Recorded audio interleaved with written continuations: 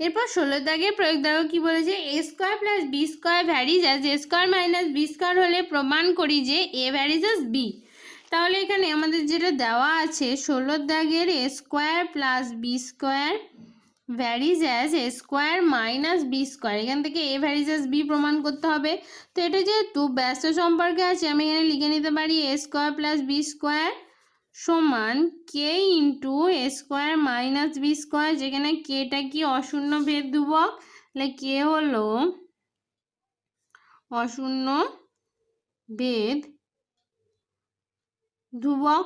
তাহলে এখান থেকে দেখো আমি এটা ভাগ করে দিলে পেয়ে যাবো A square plus B square by A square minus B square সমান কে হয়ে যাচ্ছে। তো এখন আমি যদি এখানে যোগ ভাগ প্রক্রিয়া প্রয়োগ করি তাহলে এখানে দেখো কে মানে কে বাই 1 আছে, তাহলে এখান থেকে আমি লিখতে পারবো A square plus B square plus A square minus B square, নিচে হয়ে যাবে বিয়োগ অর্থাৎ কি A square plus B square minus দিয়ে গুণ করে লিখলে minus A square plus B square সমান দেখো আমাদের হয়ে যাচ্ছে K plus 1 by K minus 1। এখানে আমি কি করলাম যোগ ভাগ প্রক্রিয়া প্রয়োগ করে যোগ ভাগ প্রক্রিয়া প্রয়োগ করে এরপরে দেখো এখান থেকে আমার কি হয়ে যাচ্ছে বি স্কোয়ার কেটে যাচ্ছে, এ স্কোয়ার কেটে যাচ্ছে, পড়ে থাকছে 2a square by 2b square সমান কে প্লাস 1 বাই কে মাইনাস 1। তো এখানে দেখো আবার 2 কেটে যাচ্ছে, পড়ে থাকছে এ স্কোয়ার বাই বি স্কোয়ার সমান কে প্লাস 1 বাই কে মাইনাস 1 বলতে পারি। এখানে দেখো এ বাই বি তার হোল স্কোয়ার হয়ে যাচ্ছে সমান কে প্লাস 1 বাই কে মাইনাস 1। এখন যদি আমি বর্গ করি এখান থেকে এ বাই বি সমান কি পেয়ে যাবো root over of k plus 1 by K minus 1। এখানে এ সমান পেয়ে যাচ্ছি root over of k plus 1 by K minus 1 into b. তো এখানে দেখো পুরো রাশিটা এটা কি দেখতে পাচ্ছি শুধুমাত্র ধ্রুবক সংখ্যার যোগ এবং রুট ভাগ যাই আছে সবই ধ্রুবক সংখ্যা, আর ধ্রুবক সংখ্যার মধ্যে কোনো সম্পর্ক থাকলে সেইটাও ধ্রুবকই হয়ে যায়, তাহলে এই সংখ্যাটা একটা ধ্রুবক, তাহলে এখান থেকে ধ্রুবক হলে আমি বলতে পারি এ ভ্যারিজ অ্যাজ বি। এটাই আমার প্রমাণ করতে দিয়েছে, প্রমাণিত। এরপরে 19 দাগের প্রয়োগ দেখো কি বলেছে, যদি 5 জন লোক 9 দিনে 10 বিঘা জমি চাষ করতে পারেন তবে 30 বিঘা জমি চাষ করতে 25 জন লোকের কতদিন সময় লাগবে ভেদ তত্ত্ব প্রয়োগ করে নির্ণয় করি। তাহলে এখানে যেটা বলেছে সেটা পুরোটাই আমাদের ভেদের সাহায্যে নির্ণয় করতে হবে। তো এটা নির্ণয় করার জন্য দেখো ভেদের সাহায্যে নির্ণয় করা মানে কি আমাকে সম্পর্ক নির্ণয় করতে হবে, কৃষকের সংখ্যার সঙ্গে দিনের সময়ের সম্পর্ক, কৃষকের সংখ্যার সঙ্গে জমির সম্পর্ক, এই সমস্ত সম্পর্কগুলো আমি প্রথমে নির্ণয় করে নেব। সেটা নির্ণয় করার জন্য আমি এখানে ধরে নিচ্ছি, ধরি কৃষকের সংখ্যা ধরে নিচ্ছি, কৃষকের সংখ্যা এ ধরছি, আর কি আছে দিন সংখ্যা আছে, দিন সংখ্যা আমি বি ধরছি, দিন সংখ্যা বি, আর হচ্ছে গিয়ে জমির পরিমাণ, জমির পরিমাণকে সি ধরছি। তাহলে এখানে দেখো আমরা কি জানি যে জমির পরিমাণ স্থির রাখলে কৃষকের সংখ্যা বাড়লে দিন সংখ্যা কমবে, আবার উল্টোটা কৃষকের সংখ্যা কমলে দিন সংখ্যা বাড়বে। তাহলে কৃষকের সংখ্যা এবং দিন সংখ্যার মধ্যে কি থাকে ব্যস্ত সম্পর্ক থাকে বা ব্যস্তভেদ সম্পর্ক থাকে। তো এখানে বলবো কি জমির পরিমাণ স্থির থাকলে, জমির পরিমাণ স্থির থাকলে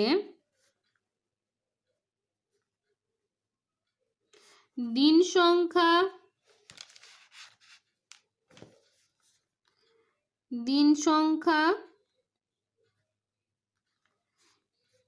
ও কৃষকের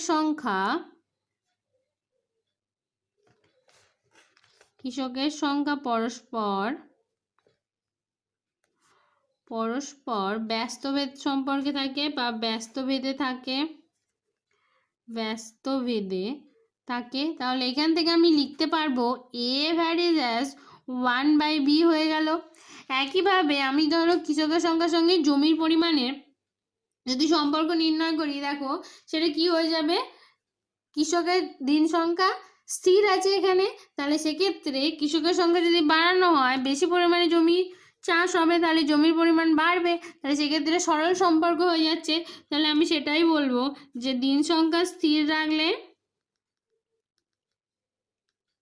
দিন সংখ্যা স্থির থাকলে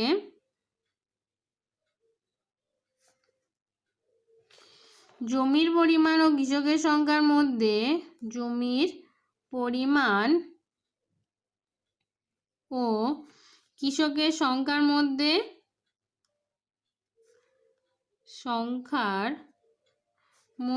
কি থাকে, সরল সম্পর্ক থাকে, সরল ভেদ সম্পর্ক থাকে। তাহলে এখান থেকে আমি বলতে পারি যে এ ভ্যারিজ অ্যাজ সি হয়। এখন দেখো এই দুটো থেকে যৌগিক ভেদের সূত্র আমি কি জানি, এক্স ভ্যারিজ অ্যাজ ওয়াই, আর এক্স ভ্যারিজ অ্যাজ যদি জেড হয় তাহলে এক্স ভ্যারিজ অ্যাজ হয়েছে ওয়াই জেড। তাহলে এই দুটো থেকে আমি অতএব কি বলতে পারবো, a varies as c by b, অর্থাৎ এ সমান হয়ে যাচ্ছে k into c by v. এটা আমি পেলাম 1 নাম্বার, নাম্বারিং করলাম। এখন দেখো আমার প্রথম শর্ত থেকে আমি কে এর মানটা নির্ণয় করব, অর্থাৎ এখানে প্রথমে 1 নং সমীকরণে এ সমান কি, এ সমান হচ্ছে কৃষকের সংখ্যা, প্রথমে এ সমান 5 জন লোক ছিল, তাহলে 5, বি সমান হচ্ছে দিন সংখ্যা, বি হচ্ছে 9 ও সি হচ্ছে 10, বসিয়ে পাই কি পেয়ে যাব, 5 সমান কে ইন্টু সি হলো 10 বাই 9। এখন আমি প্রথমে কোনাকুনি গুণ করব, তাহলে 9 5 45 সমান হয়ে যাচ্ছে 10k। এখন এটা ঘুরিয়ে লিখছি, 10k সমান হয়ে যাচ্ছে 45, অর্থাৎ কে সমান কত পেয়ে যাচ্ছে আমি এখান থেকে, 45 বাই 10, 5 দিকে যাচ্ছে, 9 5 45, 9 দুগুণে 10, অর্থাৎ কে এর মান হয়ে যাচ্ছে 9 বাই 2। অর্থাৎ 1 থেকে আমি কি পেয়ে গেলাম, এখান থেকে 1 থেকে বলতে পারবো এ সমান হয়ে যাচ্ছে 9 by 2 into c by b. এটা পেয়ে গেলাম আমি 2 নাম্বার সম্পর্ক। এবারে আমার যেটা চেয়েছে দেখো, এখানে কৃষকের সংখ্যা বলে দিয়েছিল 25 জন আর জমির পরিমাণ বলে দিয়েছে 30, সময়টা নির্ণয় করতে হবে। তাহলে এখানে বলবো 2 নং সমীকরণে, 2 নং সমীকরণে এ সমান কত বসাচ্ছি 25, সি সমান 30, বসিয়ে পাই এর মান হচ্ছে 25 সমান 9 বাই 2, সি হচ্ছে 30 বাই ভি। তাহলে এখানে দেখো প্রথমে আমরা দেখতে পাচ্ছি কি এখানে 2 দিয়ে কেটে যাচ্ছে, 15 হয়ে যাচ্ছে। এখন আমরা কোনাকুনি গুণ করব, অর্থাৎ 25b সমান হয়ে যাচ্ছে 9 ইন্টু 15। তাহলে এখান থেকে বি সমান কত পেয়ে যাব, 9 ইন্টু 15, 9 ইন্টু 15 বাই 25। এখন দেখো 5 দিয়ে কাটছে, 5 3 15, 5 5 25। তাহলে এখানে আমার আর কিছু কাটছে না, পড়ে থাকছে কি বি সমান 27 বাই 5, অর্থাৎ এটাকে আমি লিখতে পারি বি সমান 2 পূর্ণ 2 বাই 5। তাহলে আমার কতদিন সময় লাগলো, অতএব বলবো 2 পূর্ণ 2 5 দিন সময় লাগবে।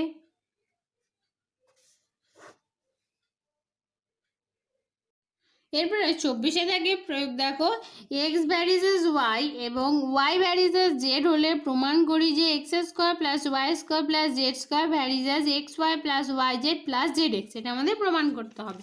তো এখানে আমাদের 24 প্রয়োগে কি আছে, এক্স ভ্যারিজেস ওয়াই, তাহলে এখান থেকে দেখো এক্স সমান আমি লিখতে পারি k1 ওয়াই, যেখানে কি k1 হচ্ছে k1 সমান অশূন্য ভেদ ধ্রুবক,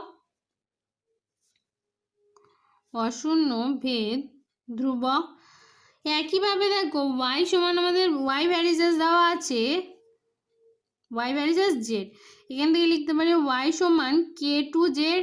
তা কে টু জেড, যেখানে কে টুটা কি, কে টু হয়ে যাচ্ছে অশূন্য ভেদ ধ্রুবক, অশূন্য ভেদ ধ্রুবক। এরপরে দেখো এখানে আমি যদি ওয়াইয়ের মানটা বসিয়ে দিই তাহলে হয়ে যাচ্ছে কে ওয়ান কে টু জেড। তাহলে আমি এক্স সমান পেয়ে গেলাম কে ওয়ান কে টু জেড আর ওয়াই সমান কে টু জেড। এখন আমার যে মানটা দেওয়া আছে প্রমাণ করতে, সেটার জন্য আমি নির্ণয় করছি x square plus y square plus z square পুরোটা বাই ডান দিকে গিয়ে আছে x y plus y z plus z x. যদি আমি নির্ণয় করি তাহলে সেখান থেকে কি হয়ে যাচ্ছে, এক্স এর মান বসাবো, এক্স এর মান হচ্ছে k one k two z তার হোল স্কোয়ার, ওয়াই এর মান হচ্ছে কে টু জেড তার whole square plus z square. একইভাবে নিচে দেখো k one k two z into y এর মান হচ্ছে k two z plus y এর মান কি k two z into z plus হচ্ছে জেড ইন্টু এক্স এর মান হলো k one k two z. তো এখানে আমি যদি গুণগুলো করি আমি কি পেয়ে যাব, এখানে k one square k two square z square plus পরেরটা পাচ্ছি দেখো k two square z square plus z square. একইভাবে নিচেরটা দেখো পাচ্ছি k one k two square z square plus k two z square plus k one k two z square. তো উপর থেকে দেখো প্রত্যেকটা জেড স্কোয়ার কমন আছে, তো আমি জেড স্কোয়ারটা কমন নিয়ে নিতে পারবো। তাহলে পাচ্ছি k one square k two plus k two square z square তো কমন নিয়েছি প্লাস ওয়ান। একইভাবে নিচেটার থেকেও আমার জেড স্কোয়ার কমন নিলে পড়ে থাকছে কে one k two square plus k two plus k one k two. এরপরে দেখো আমার কি হয়ে যাচ্ছে, জেড স্কোয়ারও কেটে যাচ্ছে, আমার পড়ে থাকছে পুরো রাশিটা, যেটা পুরো রাশিটা দেখো ধ্রুবক সংখ্যার গুণফল যোগফল যাই আছে সবই ধ্রুবক সংখ্যা। তাহলে এটাও আমি বলতে পারি ধ্রুবক, যেটাকে আমি ধরো কে থ্রি বলে দিলাম। তাহলে এখান থেকে আমি কি পেয়ে গেলাম, অতএব এখান থেকে যদি আমি লিখি x square plus y square plus z square পুরোটা বাই আমার কি আছে x y plus y z plus z x সমান কে থ্রি, যেখানে কে থ্রি হলো ধ্রুবক। তো এখন যদি গুণ করি আমার এখান থেকে হয়ে যাচ্ছে x square plus y square plus z square সমান কে থ্রি ইন্টু এটা যদি গুণ করি x y plus y z plus z x. এবং যেহেতু ধ্রুবক সংখ্যা গুণ আকারে আছে এটাকে আমি কি লিখতে পারি x square plus y square plus z square varies as x y plus y z, একটু ব্র্যাকেটটা না দিলেও হবে, প্লাস জেড এক্স। আর এটাই দেখো আমার প্রমাণ করতে দিয়েছো, এখান থেকে বলবো প্রমাণিত।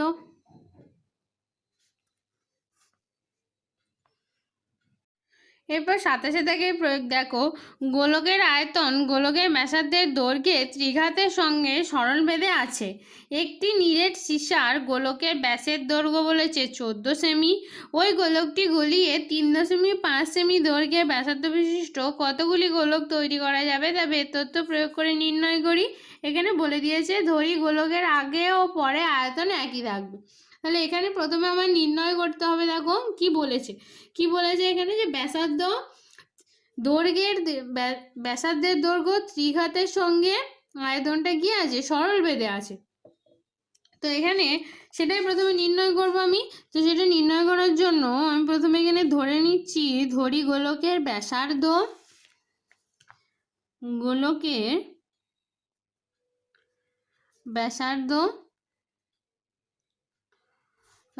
কি আর গোলকের আয়তন ধরে নিচ্ছি ভি। এখন এদের মধ্যে সম্পর্ক কি বলেছে যে ভি ভ্যারিজ অ্যাজ আর কিউ ব্যাসার্ধের ত্রিঘাতের সঙ্গে, অর্থাৎ এখান থেকে আমি লিখতে পারি কে আর কিউ, যেখানে কেটা কি, কে হচ্ছে অশূন্য ভেদ ধ্রুবক, অশূন্য ভেদ ধ্রুবক। এখন দেখো এটাকে আমি 1 নম্বর বলে দিচ্ছি। এরপরে দেখো এখানে কি বলেছে যে বড় যে গোলকটার সেই গোলকের ব্যাসার্ধের দৈর্ঘ্য বলে দিয়েছে, ব্যাসের দৈর্ঘ্য বলে দিয়েছে, আমি ব্যাসার্ধ নির্ণয় করতে পারবো। তো এখানে সেটাই বলবো যে বড়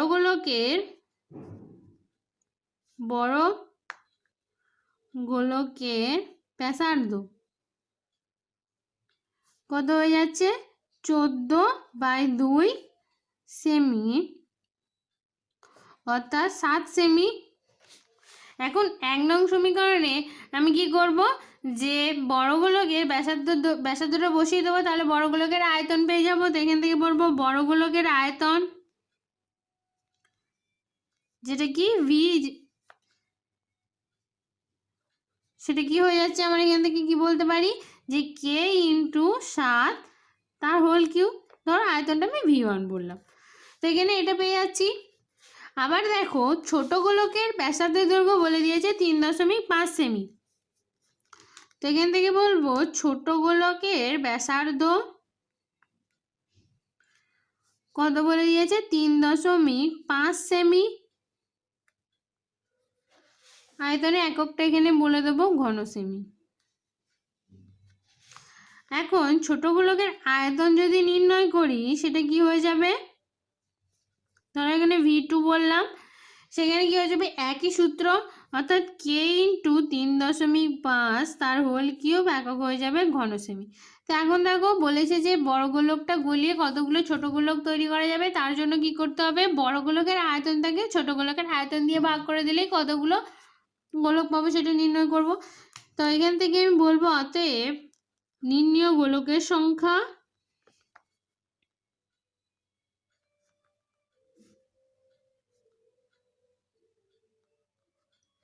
কি হয়ে যাবে, বড় গোলকের আয়তন কি ছিল কে ইন্টু 7 কিউব বাই ছোট গোলকের আয়তন অর্থাৎ কে ইন্টু 3.5 তার হোল কিউব। তাহলে এখান থেকে হয়ে যাচ্ছে কে দেখো কেটে যাচ্ছে, 7 কিউব মানে 7 ইন্টু 7 ইন্টু 7, আর 3.5 ইন্টু 3.5 ইন্টু 3.5।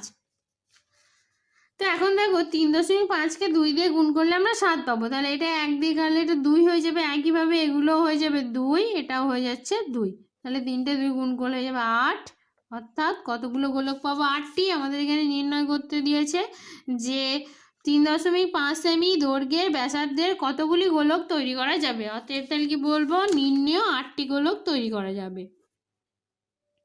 নির্ণেয় 8টি গোলক